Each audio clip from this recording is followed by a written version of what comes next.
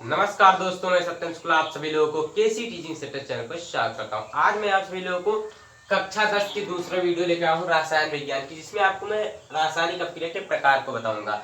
रासायनिक अपक्रिया 4 प्रकार की होती है। एक पहला होता है संयोजन अपक्रिया, दूसरा वियोजन, तीसरा विस्थापन और चौथा होता है द्विविस्थापन अपक्रिया। ये 4 अपक्रिया आपको पढ़ना है इस लेसन में, पहले लेसन में। तो संयोजन अपक्रिया देखिए, सबसे पहले मैं आप सभी लोगों को मैं अगले वीडियो में बताया था संतुलित रासायनिक समीकरण और असंतुलित रासायनिक समीकरण। तो संतुलित क्या होता है, जिसमें अभिकारकों व उत्पादों में उपस्थित तत्वों के परमाणु की संख्या बराबर होती है, संतुलित रासायनिक समीकरण। असंतुलित क्या होता है कि वह रासायनिक समीकरण जिसमें अभिकारकों व उत्पादों में उपस्थित तत्वों के परमाणु की संख्या बराबर नहीं होती है, असंतुलित रासायनिक समीकरण कहलाता है। जैसे उदाहरण में आप देख लीजिए, यहाँ पर लिखा है H2 और प्लस O2, एरो हो जाएगा, क्या हो जाएगा H2O। तो यहाँ पर 2 H2 है, यहाँ पर 2 H2, यहाँ पर तो H2 तो संतुलित है, लेकिन यहाँ 2 O2 है और यहाँ कितना O2 है, 1 O2। तो ये अभी तो असंतुलित रासायनिक समीकरण है, क्योंकि जितना इधर परमाणु के तत्वों के परमाणु है उतना इधर नहीं है। अगर यहाँ पर 2 लगा दिया जाए, यहाँ पर 2 लगा दिया जाए, तो ये क्या हो जाएगा, संतुलित रासायनिक समीकरण। क्योंकि 2 दूनी 4 H यहाँ, 2 दूनी 4 H यहाँ, 2 O यहाँ और 2 एक 2 O यहाँ। अब ये क्या हो जाएगा, संतुलित। अब हम देखते हैं संयोजन अपक्रिया, रासायनिक अपक्रिया के प्रकार। तो संयोजन शब्द का आप लोग अर्थ समझते होंगे क्या होगा, आप हिंदी में भी पढ़े होंगे, संयोग श्रृंगार रस। जहां नायक और नायिका के मिलने का वर्णन होता है वहां क्या होता है, संयोग श्रृंगार रस, यानी दोनों का क्या होता है, जुड़ना, यानी आपस में जुड़ जाते हैं। तो अगर अभिकारक जुड़कर एक उत्पाद का निर्माण करता है तो वहां संयोजन अपक्रिया होगा। जैसे यहाँ पर लिखा हुआ है कि वह रासायनिक अपक्रिया जिसमें 2 या 2 से अधिक अपकारक मिलकर केवल एक उत्पाद का निर्माण करते हैं तो क्या कहलाता है, संयोजन अपक्रिया। जैसे आप यहाँ पर उदाहरण देख लीजिए, H2 प्लस O2, H2 एक हाइड्रोजन है, एक अपकारक किया है, एक ये 2 अपकारक मिला है और कितने उत्पाद का निर्माण किया है, एक उत्पाद का H2O का निर्माण किया है। अब यहाँ पर कैसे आप जानोगे एक उत्पाद का निर्माण किया है, अगर प्लस लगाकर कोई दूसरा उत्पाद नहीं लिखा हुआ है, कोई दूसरा चीज, तो क्या करेगा, अगर इतना केवल लिखा है तो आप एक उत्पाद का निर्माण करें। अगर प्लस लगाकर कोई दूसरा चीज लिखा है तो इसका मतलब है कि 2 उत्पाद का निर्माण किया है। तो यहाँ पर एक उत्पाद का निर्माण हुआ है, इसलिए क्या हो जाएगा, संयोजन अपक्रिया हो जाएगा। संयोजन अपक्रिया 2 प्रकार की होती है। संयोजन अपक्रिया 2 प्रकार, यानी अभिकारक अणु को जोड़ने के लिए 2 चीजों की आवश्यकता होती है, 2 प्रकार से इसे जोड़ा जा सकता है। एक ऊष्माक्षेपी अपक्रिया होता है और एक ऊष्माशोषी। यहाँ पर आप देखिए, छेपी और शोषी, इस दोनों शब्दों का अंतर देखिए। छेपी मतलब होता है निकल जाना या उत्सर्जन कर देना, निकल जाना, और शोषी मतलब होता है ग्रहण करना। सभी लोग जानते हैं कि सोखता पानी को सोख लेता है, यानी शोषी है। तो क्या हो जाएगा इसमें, जब अभिकारक वह रासायनिक अपक्रिया जिसमें उत्पाद के निर्माण के साथ साथ, यानी इसके निर्माण के साथ, इसका निर्माण कब हुआ, जब इसको दोनों मिलाएगा, तो वह रासायनिक अपक्रिया जिसमें उत्पाद के निर्माण के साथ साथ ऊष्मा का उत्सर्जन होता है, यानी ऊष्मा निकल जाता है, तो उसे क्या कहेंगे, ऊष्माक्षेपी अपक्रिया। यहाँ पर ऊष्मा लिख लीजिए, ऊष्माक्षेपी अपक्रिया।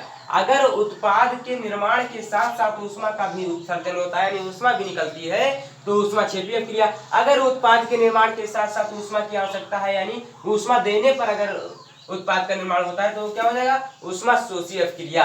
तो ऊष्माक्षेपी अपक्रिया, ऊष्माशोषी अपक्रिया किसके प्रकार के, संयोजन अपक्रिया के प्रकार है। इसके बाद आता है वियोजन। वियोजन मतलब टूटना होता है इसका। अब अर्थ शब्द से आप परिभाषा को क्लियर करिए। ये संयोजन मतलब जुड़ना, यानी 2 अभिकारक मिलकर एक उत्पाद का निर्माण करें। वियोजन मतलब टूटना, यानी जब एक अभिकारक टूटकर 2 या 2 से अधिक उत्पाद का निर्माण करें तो उसे वियोजन अपक्रिया कहते हैं। अभिकारक अणु को तोड़ने के लिए भी 3 तरीके हैं, तो उसे क्या कहेंगे, 3 प्रकार, यानी कहेंगे कि वियोजन अपक्रिया जो है वो 3 प्रकार की होती है। पहला क्या होता है, ऊष्मीय वियोजन अपक्रिया, दूसरा प्रकाशीय वियोजन अपक्रिया, तीसरा विद्युत अपघटन वियोजन अपक्रिया। अब ये क्या होता है, ऊष्मीय, यानी अभिकारक अणु को तोड़ने के लिए अगर ऊष्मा की आवश्यकता होती है तो उसे ऊष्मीय वियोजन अपक्रिया। अभिकारक अणु को तोड़ने के लिए अगर सूर्य के प्रकाश की आवश्यकता होती है तो उसे प्रकाशीय वियोजन अपक्रिया। अभिकारक अणु को तोड़ने के लिए अगर विद्युत अपघटन करना पड़ता है तो क्या हो जाएगा, विद्युत अपघटन अपक्रिया। यहाँ पर उदाहरण आप देख लीजिए, जैसे अभिकारक अणु को तोड़ने के लिए अगर सूर्य के प्रकाश, यानी AgCl अगर आप लेते हैं तो सूर्य का प्रकाश, ये H लिखा हुआ है, इसकी आवश्यकता पड़ती है सूर्य के प्रकाश की, तो ये क्या हो जाता है, Ag और Cl2 में टूट जाता है। यानी अभिकारक अणु को तोड़ने के लिए सूर्य के प्रकाश की आवश्यकता पड़ी तो क्या हो जाएगा, प्रकाशीय वियोजन अपक्रिया हो जाएगा। अभिकारक अणु को तोड़ने के लिए अगर विद्युत अपघटन करना पड़ता है, जैसे आप यहाँ पर देख लीजिए H2O है, इसमें जब आप विद्युत अपघटन इसका कराते हैं तो क्या हो जाता है, विद्युत अपघटन जब कराते हैं तो यहाँ पर H+ और O- में टूट जाता है, H+ और O माइनस में टूट जाता है, यानी H2O O2 अलग हो जाता है। तो क्या हो जाएगा, यहाँ पर अपकारा कण को तोड़ने के लिए विद्युत अपघटन कराना पड़ा, ये क्या हो जाएगी, विद्युत वियोजन अपक्रिया। अब आप देखिए तीसरी डेफिनेशन, विस्थापन अपक्रिया। विस्थापन अपक्रिया आपको जानने से पहले आपको हमारे चैनल पर जाकर धातुओं की सक्रियता श्रेणी याद करने की ट्रिक देख लेना होगा। आप उसको याद कर लीजिए, उसके बाद आपको विस्थापन अपक्रिया अच्छे से समझ में आएगी। विस्थापन अपक्रिया का क्या होता है कि जब अधिक सक्रिय धातु कम सक्रिय धातु को उसके जलीय विलयन के लवण से विस्थापित कर देती है, तो यह अपक्रिया विस्थापन अपक्रिया कहलाती है। यानी अधिक सक्रिय धातु क्या होता है, कम सक्रिय धातु क्या होता है, ये जब आप हमारे चैनल पर जाकर धातु की सक्रियता श्रेणी के ट्रिक देख लेंगे तो आप जान जाएंगे कि अधिक सक्रिय धातु क्या होता है, कम सक्रिय धातु। यानी एक धातु की सक्रियता श्रेणी बनाई गई है, उसमें जो धातु ऊपर स्थित है वो अधिक सक्रिय धातु है, जो धातु नीचे स्थित है वो कम सक्रिय धातु है। तो आप उस श्रेणी को याद कर लीजिए, उसके बाद फिर आपका ये विस्थापन अपक्रिया क्लियर हो जाएगा। अभी तो मैं आपको बता देता हूं कि जब अधिक सक्रिय धातु कम सक्रिय धातु को उसके जलीय विलयन के लवण से विस्थापित कर देती है, तो वह अपक्रिया क्या कहलाती है, विस्थापन अपक्रिया। जैसे आप यहाँ पर देख लीजिए Fe plus CuSO4, Fe plus CuSO4, तो ये क्या बना लेगा, FeSO4 प्लस Cu, यानी Fe जो है वो अधिक क्रियाशील है, Cu क्या है, कम क्रियाशील है।